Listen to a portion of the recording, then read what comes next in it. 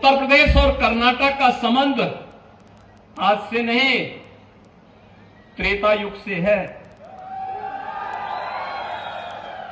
मर्यादा पुरुषोत्तम भगवान श्री राम के वनवास के सबसे अभिन्न सहयोगी के रूप में कोई मिला था तो बजरंगबली हनुमान जी मिले थे। इसी कर्नाटक की धरती में उनका जन्म हुआ।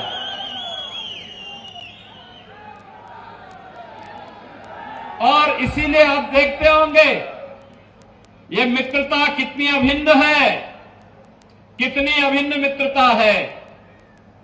और ये भक्त और स्वामी का संबंध किस प्रकार से एक दूसरे से जुड़ा हुआ है। दुनिया में जहां कहीं भी भगवान राम का मंदिर होगा वहां हनुमान जी का मंदिर जरूर होगा।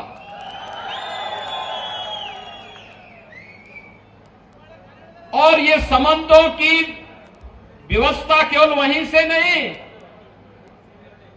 मैंने यहां पर पहले कहा कि आदि चुनचुनगिरी मठ यहां पर स्थित है।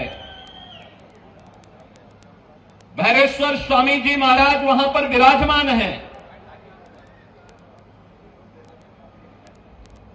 मंजुनाथम ही गोरक्षम,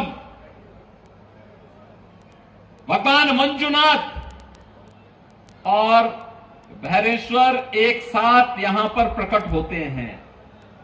कर्नाटक वही धरती है और उतना ही पुराना संबंध यह उत्तर प्रदेश और कर्नाटक का है।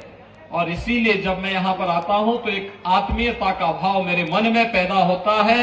और कर्नाटक के आप सभी युवा मित्रों के साथ, यहां के कार्यकर्ताओं के साथ संवाद बनाने में, उनसे मिलने में मुझे उतनी ही प्रसन्नता होती है। डबल इंजन की सरकार का भी अभिनंदन करूंगा कि पीएफआई जैसे संगठनों को बैन करके उसकी कमर को तोड़ने का कार्य भी कर्नाटक के अंदर हुआ है। आप सोचिए, एक और डबल इंजन की सरकार जो पीएफआई पे बैन करती है, पीएफआई को बैन करती है, और दूसरी तरफ कांग्रेस जो पीएफआई को तुष्टीकरण करने का कार्य करती है, उन्हें धर्म के आधार पर रिजर्वेशन देने का कार्य करती है। धर्म के आधार पर आरक्षण यह भारत के संविधान के विपरीत है, असंवैधानिक है। हमने अनुसूचित जाति जनजाति के आरक्षण के दायरे को बढ़ाया है, दिव्यांग जनों के आरक्षण के दायरे को बढ़ाया है, अन्य जरूरतमंदों को आरक्षण का लाभ दिया है। लेकिन धर्म के आधार पर 1947 में भारत का विभाजन हो चुका है। भारत धर्म के आधार पर आरक्षण की वकालत नहीं कर सकता है। अन्य विभाजन के लिए हम तैयार नहीं है, यह भारतीय जनता पार्टी का मानना है।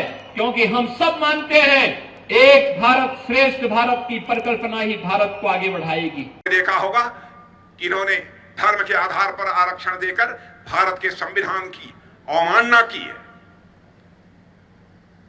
वैसे ही 1975 में मनमाने तरीके से संविधान में संशोधन करके इमरजेंसी आपातकाल थोप दिया गया।